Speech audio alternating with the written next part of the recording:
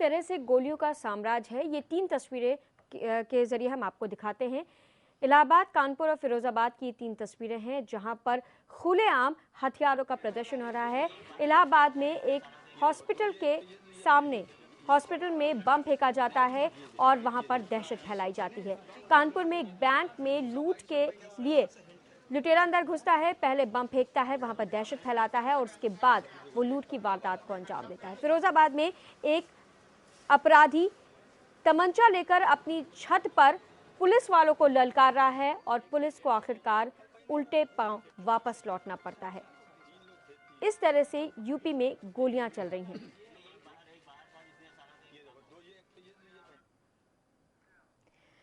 बुद्ध नारायण मिश्र जी, बात बात पर गोली चल रही है। अपराध को अंजाम देने से पहले दहशत फैलाने के लिए बम चलाए जाते हैं, लेकिन यूपी की पुलिस और यूपी की सरकार चुप बैठी है, खामोश बैठी है। उसकी आवाज दब चुकी है इन गोलियों और बम की आवाज में। एक्चुअली ऐसा है कि पुलिस तो वही है, लेकिन पुलिस की मजबूरियां भी हैं। आज पुलिस जो है, जितने इस तरह के लोग हैं समाज में आतंक फैलाते हैं, उनके साथ समझौता करके चल रही। और कहीं कहीं पर बड़ी दयनीय दशा होती जहां ये पिटते भी हैं। अभी हमारे जैन साहब कह रहे थे कि एक सिपाही डंडा लेके चला जाता तो ये हो जाता, और एक कलेक्टर अकेले पूरे इटावा को देखता है। अगर यही सब होता तो ये सीन थोड़ी दिखा रही होती कि इस तरह से इटावा में हो रहा है। सरकार का बुलंद ही इकबाल ही बुलंद होता है, लेकिन इकबाल तो खत्म हो चुका सरकार का। अब जो सामने चीजें आ रही हम लोगों के सबके, चाहे कोई राजनीतिक दल हो, वो चीजें अच्छी नहीं आ रही, उनका समाज पे बुरा प्रभाव पड़ रहा है। और सरकार की पहचान इसी बात से होती है कि उसका प्रशासन पे कितना दबाव है।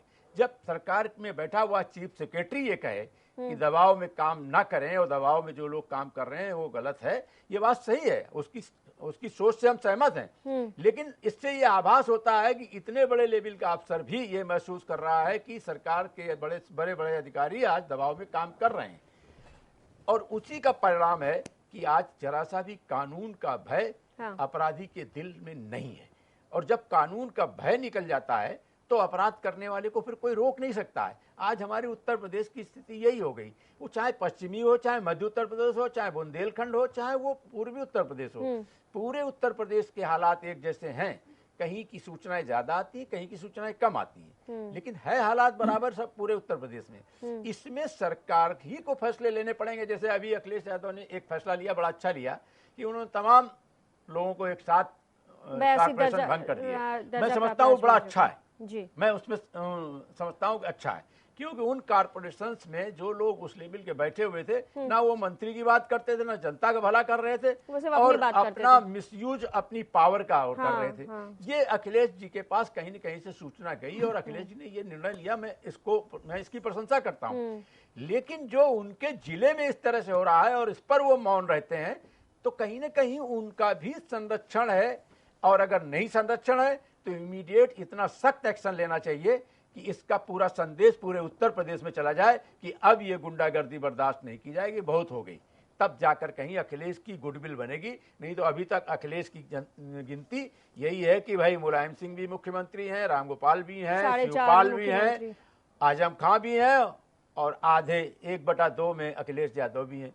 और इसका प्रमाण सीधे सीधे कानून व्यवस्था जो लोगों ने हाथ में ले रखी है, आतंक और भय के बल पर पूरे समाज को लूट रहे हैं, दहशत में किए हैं। आज अखिलेश कहते हैं हम निवेश लेके आएंगे। जिस समय ये समाचार कोई देखे तो दूसरे प्रदेश में या दूसरे देश में, वो यहाँ निवेश क्यों करेगा? जब छवि खराब हो रही, जिस तरह से खुलेआम गुंडागर्दी हो रही, जिस तरह से खुलेआम मसलों का प्रदर्शन किया जा रहा है नहीं आजकल। आजकल मीडिया से सारी चीजें सामने आ जाती हैं। खामियाजा इसका प्रदेश को भुगतना पड़ा है, प्रदेश की जनता को भुगतना पड़ा है। इसको भुगत रही है। और जिस जनता को बड़ी उम्मीदें थी कि अखिलेश से बड़ा होगा, नौजवान है, पढ़ा लिखा है, इंजीनियर है, ये कुछ प्रदेश के लिए करेगा, वो सारी आशाएं धूल धूसरित हो चुकी हैं। अब हमें लगता है जनता निराश हो चुकी है, सिर्फ समय का इंतजार कर रही है, मेरे अपने समझ में। केसी जैन जी, आपके पास हम आएंगे, उससे पहले अमिताभ ठाकुर जी, जिस तरह से अभी केसी जैन जी कह रहे थे कि हम क्या करें, वो आ रहे हैं, सीमा के अंदर हथियार आ रहे हैं, उनको हम रोकने की कोशिश करते हैं, लेकिन कोई ना कोई तरीका अपना लिया जाता है उनको लाने के लिए। क्या कोई तरीका नहीं है कि यूपी में अवैध हथियार जो बिहार से, झारखंड से आते हैं उनको रोका जा सके? जिस तरह से लगातार अवैध हथियारों का बढ़ते जा रहे हैं यूपी में, उससे अराजकता फैलती जा रही है, इनको रोकने के लिए कोई कारगर कदम नहीं उठाए जा सकते? देखिए, मैं पुनः अपनी बात कहना चाहूंगा। हाँ जी। कि जो अवैध असलाह हैं उसमें जो बेहतर किस्म के असलाह हैं, जो शानदार किस्म के असलाह हैं, AK-47 के हैं, इस तरह के असलाह हैं, उनका एक स्वरूप है, और जो कट्टे वगैरह हैं उनका दूसरा स्वरूप है जी। जो कट्टे वगैरह तो काटेज इंडस्ट्री हो गई है, बनते हैं और गृह उद्योग हो गया है कट्टे का जी। जो दबिश वगैरह देते हैं जी। जो स्थानीय कट्टे हैं, स्थानीय गैर कानूनी असलाह हैं, उनके रोक के लिए एक तरीका अख्तियार किया जा सकता है, और जो खास करके बाहर से हथियार आ रहे हैं उनके रोक के लिए दूसरा तरीका, जो पहली बात है कि जो बाहर के असलाह हैं उनमें मेरे ख्याल से जो दो चीजों की विशेष आवश्यकता है। एक तो जो बॉर्डर में से जो आ रहे हैं उनकी प्रॉपर चेकिंग हो। कई बार समस्या ये हो जाती है कि बॉर्डर में जो सिपाही लगे होते हैं वो बहुधा किसी न किसी के रिश्तेदार होते हैं, किसी पैरवी से आते हैं, और उनका एक सूत्रीय काम जिसको हम सभी जानते हैं कि वो क्यों वहां जा रहे हैं बॉर्डर के लिए। अगर 10 सिपाही हैं तो 50 वहां क्यों तैनात हो जा रहे हैं? वो अपने पद से अलग होकर मुख्य काम को छोड़ के साइड का काम करते हैं, जिस कारण असलहों के आने की समस्या एक बनी रहती है। दूसरी बात, जो इस तरह के शानदार असलहे लोगों के पास हैं, कई बार उसकी मुखबिरी होती है, लेकिन वो नाम इतने बड़े होते हैं कि कई बार जो संबंधित अधिकारी है उसे वो हिम्मत लानी पड़ेगी कि नहीं, हमें दबिश देना होगा, चाहे वो कितना भी बड़ा नाम हो सकता है, वो सांसद हो, विधायक हो, मंत्री हो, कोई भी हो। अगर असलहे उसके पास हैं तो हम दबिश देंगे अच्छी। और मैं जानता हूं कि तमाम ऐसे लोग हैं, पुलिस में ऐसे अफसर हैं जिनके पास सूचनाएं हो सकती हैं और होती भी हैं। यदि उस प्रयास को किया जाए, एक दो मामलात में अच्छी कार्रवाई हो जाए, तो मुझे लगता है कि तुरंत इसका इफेक्ट भी पड़ेगा, क्योंकि कोई भी व्यक्ति जो राजनीतिक चोला ओढ़े हुए है और साथ साथ अपराधी भी है, वो नहीं चाहेगा कि उसका राजनीतिक चोला उतर जाए। मेरे ख्याल से इसमें अगर एक दो अच्छी कार्रवाई हो जाएगी तो इसका बहुत अच्छा संदेश औरों पे जाएगा। जो भय का सिद्धांत है वो भी यहाँ काम करेगा।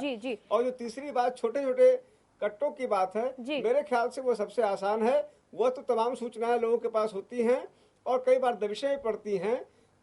उसकी समस्या मेरी दृष्टि में ये जो शानदार हथियारों की समस्या है उससे कम है और आसान है, क्योंकि उनकी सूचनाएं प्राप्त करना वो स्थानीय तौर पर बनती हैं और बिकती हैं। वह उसको समाप्त करना उतना मुश्किल नहीं। जिस दिन स्थानीय जो पुलिस वाला है मन बना लेता है, उस दिन वह समस्या का निराकरण हो सकता है।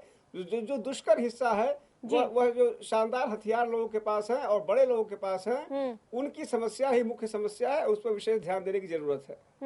हाँ जी केसी जान जी, बताइए आप क्या कह रहे थे? देखिए तुलिका जी, मिश्र जी अभी कह रहे थे कि 4 मंत्री हैं, 5 मंत्री हैं, 5.5 मंत्री हैं। इन्होंने कहाँ से नापा?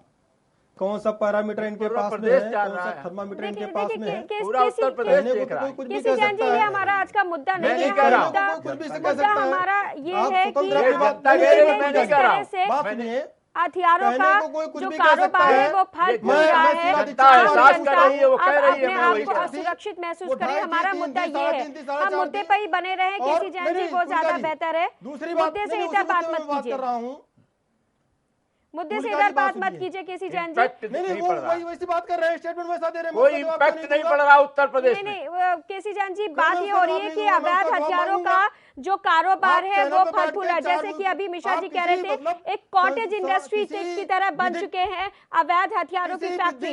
इनको रोकने के लिए जैसे कि अमिताभ ठाकुर जी कह रहे थे कि एक पॉलिसी बनानी चाहिए, किस तरह से जो रसूखदार लोग हैं जिनके पास ज्यादा हथियार है उनके ऊपर एक नियंत्रण रखने की जरूरत है। वो पॉलिसी नहीं बनाई जा रही है, उस पर विचार क्यों नहीं कर रही है राज्य सरकार?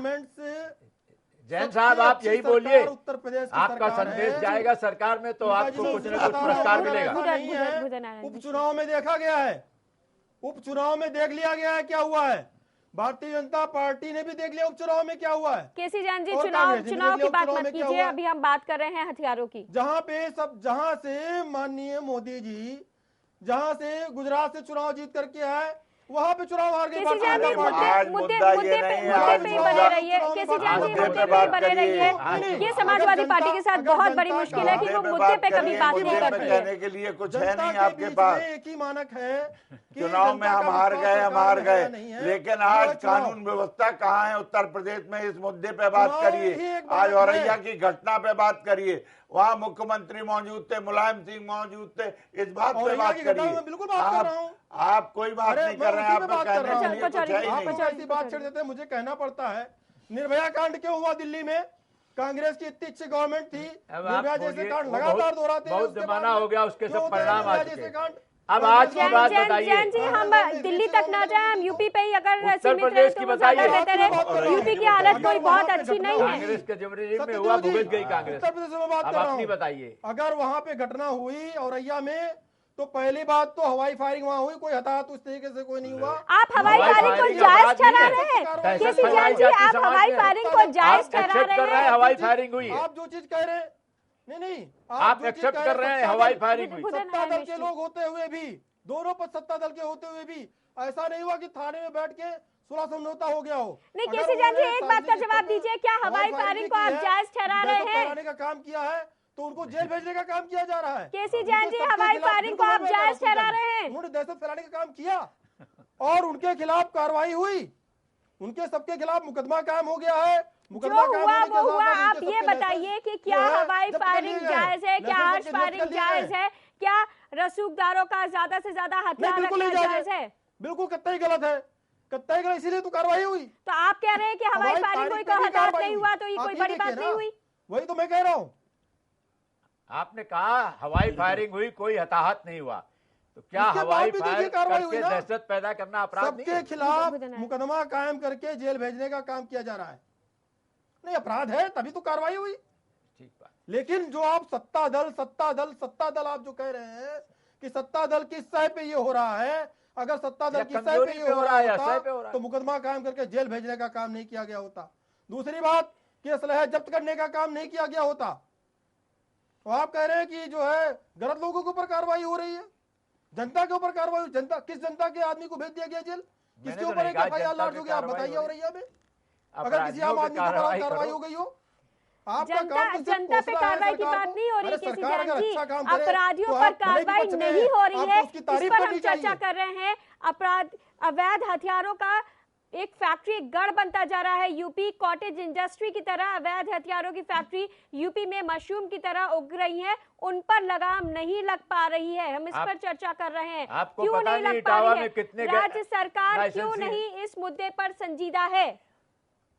इटावा, मैनपुरी, फर्रुखाबाद, नारायण जी को जवाब दें। एटा में कितना बिल्कुल संजीदा है असलाह है, पता है? अगर कहीं पे कोई जानकारी मिलती है कि कहीं पे कोई असलहे की खरीद फरोख्त होगी तो क्या निर्देश दिए गए हैं थानों की पुलिस को इस सिलसिले में, ये बता दीजिए।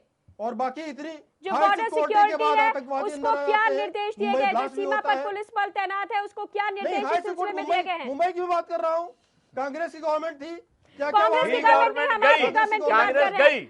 अब इस वक्त इस समय बात करिए अपनी। कांग्रेस तो गई, अब अपनी बात बताइए, आप कब जा रहे हैं? अपनी बात कर रहा हूँ, हमारी गवर्नमेंट गुड गवर्नमेंट दे रही है। इससे अच्छी गवर्नमेंट क्या होगी? हम जाने वाले नहीं है। ये जनता में 10 साल तक और रहने वाली समाजवादी पार्टी सत्यदेव पचौरी जी, एक गुड गवर्नेंस है अखिलेश यादव की सरकार, लेकिन तारीफ कर रहे हैं गुड गवर्नेंस है, जनता की अगर बात करें, अगर हम आंकड़ों की बात करें तो 5 गुना ज्यादा हथियार रसूखदारों के पास है। ये क्या गुड गवर्नेंस की ओर इंगित कर रहा है? नहीं, बिल्कुल गुड गवर्नेंस नहीं है। इन्हीं हथियारों के दम पे सत्ता में आए और आज उनको खुलेआम हथियारों का उपयोग करने का लाइसेंस मिला हुआ है। वो निर्भय होकर अवैध गुंडागर्दी कर रहे हैं, लूटपाट कर रहे हैं, जमीनों पे कब्जे कर रहे हैं, लोगों की हत्याएं कर रहे हैं और पुलिस मूक दर्शक बनी हुई बैठी हुई है। ये जैन साहब तो इनको कोई जानकारी नहीं है, वो कहते हैं कार्रवाई होगी। अरे मुख्यमंत्री बगल में था और कार्रवाई नहीं हो पाई, घटना ही कैसे हो गई? कौन लॉन्च करने गया था? ये इससे बड़े भारतीय जनता पार्टी के लोग थाने में बैठ के FIR लिख रहे थे। अरे क्या FIR लिख रहे थे? FIR क्या होता है? FIR लिखी जाएगी, FIR खत्म कर दी जाएगी, फाइनल रिपोर्ट लगा दी जाएगी।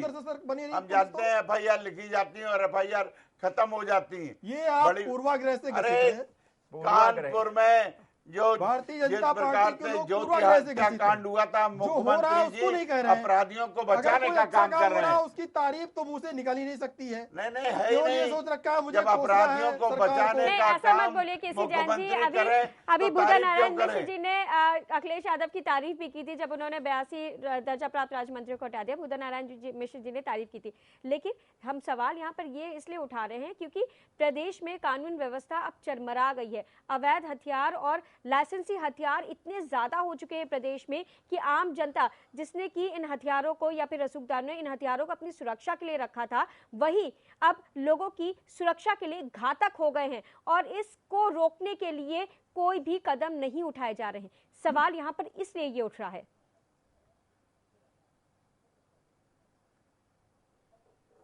देखिए तुलिका जी, हम आपको बताएं कि जो हथियार हैं वो हथियार ऐसा नहीं है कि समाजवादी पार्टी की सरकार में आकर के सारे लाइसेंस दे दिए गए जी। और जिन लोगों ने ये सरकार का भी दायित्व है और ये हर एक व्यक्ति का, भारत के हर एक नागरिक का ये अधिकार है कि आत्मरक्षा के लिए वो अपनी सुरक्षा की मांग कर सकता है। सुरक्षा की मांग में शासन प्रशासन हर एक व्यक्ति के पीछे पुलिस का एक सिपाही नहीं लगा सकती। एक मिनट, जो आप बात बोल रहे हैं आत्मरक्षा के लिए मेरी बात सुन लीजिए, एक मिनट मेरी बात सुन लीजिए। आत्मरक्षा के लिए हथियार होना सही होता है, लेकिन यहाँ पर अपने आप का मतलब रसूख के लिए कि हमारे पास इतने हथियार हैं, हम हमारे साथ 4 लोग चल रहे हैं, हथियार लेके चल रहे हैं, हमारे घर में 4 हथियार है, 4 लाइसेंसी हथियार है। इस वक्त ये एक स्टेटस सिंबल बन चुका है। उस स्टेटस सिंबल, ये स्टेटस सिंबल घातक हो रहा है हमारे समाज के लिए, यूपी के लिए, यूपी की छवि के लिए।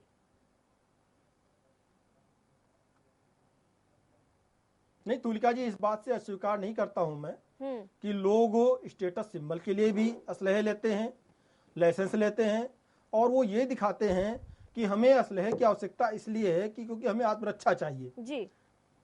इस तरीके से वो असलहे को लेने के लिए जो गलत तरीके का इस्तेमाल करते हैं, अपने आप को ये दिखाते हैं कि हमारे ऊपर उल्टे खतरा है, जबकि वो अपने रसूख के लिए और सिर्फ असलहों के प्रदर्शन के लिए भी लोग असलहा इशू करवाते हैं। मैं इस चीज को अस्वीकार नहीं करता हूँ हाँ। और ये चीज गलत भी है हाँ। लेकिन पुलिस के सामने, शासन प्रशासन के सामने, न्यायपालिका के सामने लोग हाई कोर्ट तक चले जाते हैं, कोर्ट तक चले जाते हैं, न्यायालय तक चले जाते कि मेरा लाइसेंस पड़ा हुआ है, मेरा लाइसेंस नहीं हो पा रहा है अभी तक, पुलिस ने अभी तक उस पर रिपोर्ट तक नहीं लगाई। रिपोर्ट लगती भी है तो ये मांग की जाती है कि उस पर रोक क्यों लगा दी गई। हमारे पड़ोस में हमारे 4 दुश्मनों के पास 4 असलहे हैं, मेरे पास एक भी असलहा नहीं है। इस तरीके के कारणों से उसके बाद में उनको लाइसेंस कहीं ना कहीं पे कुछ कारणों से कुछ ऐसे लोगों को भी इशू हो जाता है। लेकिन इसकी पुनर्समीक्षा हो और पुनर्समीक्षा में भी आप देखिए कि वो लोग ऐसा, जो लोग रसूख के लिए इस चीजों का इस्तेमाल करते हैं हाँ। वो कोई ना कोई उसकी कानूनी कार्ड भी ढूंढ लेते हैं, तो उस कानूनी कार्ड को भी ढूंढना पड़ेगा सरकार को भी, शासन प्रशासन को भी कि रसूख के लिए असलहों का इस्तेमाल ना हो। अगर रसूख के लिए असलहों का इस्तेमाल होता है वो गलत है। लेकिन तुलिका जी, अगर ये आरोप, अगर इस अच्छी बात में एक आरोप लगा दिया जाए कि समाजवादी पार्टी की सरकार ने केवल असलहे इशू किए हैं, तो मैं इस चीज को बिल्कुल सिरे से खारिज करता हूँ। ये असलहे केवल 2 साल 2.5 साल की समाजवादी पार्टी ने असलहे इशू किए। इन असलहों को बसपा सरकार ने, भाजपा सरकार ने, कांग्रेस सरकार ने, जिम्मेदारी तत्कालीन जो इस वक्त सरकार है उसकी है, क्योंकि अब स्थिति घातक होती जा रही है, विस्फोटक होती जा रही है। तो आप देखिए और इस विस्फोट को रोकने की जिम्मेदारी जो हमारी आज की सरकार है उसकी है। इस प्रकार से असलहे इस समय इशू बिल्कुल नहीं हो रहे हैं, लेकिन असलहे आज की सरकार ने जिम्मेदारी उठाई है। आप देखिए जिस तरीके से बंदरबाट असलहों की हो रही थी, एकदम असलहे जिस तरह दिए जा रहे थे, सरकार आने के बाद से उस तरीके से असलहों का बंदरबाट नहीं हुआ है। उस तरीके से लाइसेंस नहीं हुए, बिल्कुल एकदम पूरी शुद्ध और सही पक्की रिपोर्ट के बाद में ही असलहा इशू होता है, किसी को होता है तो वो भी अति आवश्यक होने पर भी, अति आवश्यक होने पर। चलिए अमिताभ ठाकुर जी, जो बातें केसी जान जी ने कही हैं, क्या हमारे प्रशासन के हाथ बंधे हैं लाइसेंस इशू करने में, कि या फिर जो जांच होनी चाहिए लाइसेंस इशू करने से पहले उन पर संजीदगी से उन पर अमल नहीं किया जाता? देखिए, मैं इस बारे में, चूंकि मेरी जानकारी, मैं पिछले एक लंबे समय से जो आपको फील्ड पोस्टिंग्स होती है उनमें नहीं होने के कारण मैं इसकी वर्तमान समय की एग्जैक्ट पोजीशन नहीं जानता। जी। यह जरूर है कि जो थोड़ी बहुत मैं जानकारी रखता हूं, 2-3 एक बात जैसे मैंने पहले कही, यह आम चर्चा रहती है कि लाइसेंस को लेके जिला मजिस्ट्रेट अक्सर इनफॉर्मली, कोई औपचारिक कोई ऐसा कोई आदेश तो होता नहीं है, अनौपचारिक रूप से विभिन्न विधायकों और सांसदों को कह देते हैं इतने इतने आपके कोटा होंगे, ऐसी चर्चाएं रहती हैं। तो जो निश्चित रूप से जो बात मैंने कही, अगर इस प्रकार से किसी व्यक्ति विशेष को इसका जिम्मेदार बना दिया गया तो पूरी प्रक्रिया में एक शिथिलता या आर्बिट्रेरीनेस की संभावना स्वतः हो जाती है, क्योंकि उसमें फिर उस व्यक्ति विशेष की इच्छाओं पर बात रहती है कि वो किसे पसंद कर रहा है, नहीं कर रहा है, और उस समय जो कागज हैं या जो फैक्ट्स हैं उनके गौण हो जाने की एक संभावना बनी रहती है। तो यदि इस प्रकार की अनौपचारिक स्थितियां हैं या रहती हैं कभी भी, तो घातक है। मुझे लगता है कि हमें इससे अलग होना होगा। दूसरी बात यह कि लाइसेंसों को लेके कई बार हाई कोर्ट ने भी कहा है त्वरित निर्णय होना चाहिए और स्पीकिंग ऑर्डर होना चाहिए। किसी को दिया गया है उसका भी कारण स्पष्ट करें जिला मजिस्ट्रेट, और न दिया जाए तो समयावधि में खारिज कर दें। होता यह है कि लाइसेंस के जो असलहे रखे अप्लाई किया जाता है वो सालों साल पेंडिंग रहता है, और उसमें जिसकी सिफारिश आई वह हो जाता है। यह बड़ा खतरनाक होता है। इसमें बहुत ज्यादा आर्बिट्रेरीनेस के स्थिति या माइंडलेसनेस की स्थिति रहती है या कही जाती है। मेरा मानना है कि हर मामले को संजीदगी से देख के तत्काल एक समय सीमा में निस्तारण होगा, तो इसमें न तो कोई आरोप लगेंगे और न ही किसी और प्रकार की भ्रांतियां लोगों के मन में उत्पन्न होंगी। सत्यदेव पचौरी जी, हम अगर पार्टी से ऊपर उठ के बात करें, हर मतलब एक पार्टी की बात ना करें, हर पार्टी की अगर हम बात करें तो हर पार्टी के लिए इस वक्त स्टेटस सिंबल हथियार है। जो नेता अपने साथ हथियार लेके या फिर अपने आसपास हथियार बंद लोगों को लेके चलता है वो ज़्यादा रसूखदार, ज़्यादा दबंग नेता कहलाता है, और यही आजकल के नेताओं की पहचान हो गई है। और ऐसे में अगर वो उसको सुविधा मिली है कोटे की, उसका दुरुपयोग करता है, तो इसमें वो गलत कहाँ पर होता है? देखिए, पहली बात तो ये है कि नेताओं का कोई कोटा नहीं। हाँ, वो आप बता चुके हैं। सत्ता के दबाव में हथियार दिए जाते हैं। दूसरे नेताओं के पास हथियार नहीं होते हैं। नेता कोई गुंडागर्दी नहीं करते हैं। ये तो अराजक तत्व हैं जो नेताओं से मिली भगत करके हथियारों के लाइसेंस लेते हैं और फिर वो गुंडागर्दी करते हैं। गुंडागर्दी नेता जरूर कराते हैं, ये बात सच है, लेकिन नेताओं पे कोई हथियार नहीं। हम जानते हैं पंडित जी पे कितने इन पे असलाह है, और हम जानते हैं कि जो सफाई की सरकार थी, जब यहाँ के जिलाधिकारी ने इनके साथ गुंडागर्दी की थी जी, अगर ये इन पे असलाह होते तो चढ़ने जाते डीएम की आवाज पे। लेकिन आजकल का ये एक ट्रेंड बन चुका है, आजकल का ये ट्रेंड बन चुका है। केवल समाजवादी पार्टी की सरकार में ट्रेंड बनता है, क्योंकि वो हल्ला बोलते हैं। वो कभी जुडिशियल पे हल्ला बोलते हैं। आज उनके अभी एक हफ्ते पहले उनके नेता ने कहा था कि राज्यपाल ज्यादा गड़बड़ करेंगे तो राजभवन पे हल्ला बोला जाएगा। चलिए, समय खत्म हो चुका है हमारा। प्रदेश में अराजकता का माहौल बन चुका है, स्थिति विस्फोटक हो चुकी है। पुलिस के पास जितने हथियार है उससे 5 गुना ज्यादा लाइसेंसी हथियार रसूखदारों के पास है। विचार करने की जरूरत है, सोचनी है, एक नए अवलोकन की जरूरत है इस पूरी लाइसेंस प्रणाली पर, पॉलिसी पर, क्योंकि आम जनता जिसकी सुरक्षा के लिए हथियार होते हैं वही अब इन हथियारों से अपने आप को असुरक्षित महसूस कर रहा है। जिम्मेदारी सबकी है और खास करके राज्य सरकार की है कि इस मुद्दे पर संजीदगी से विचार करें।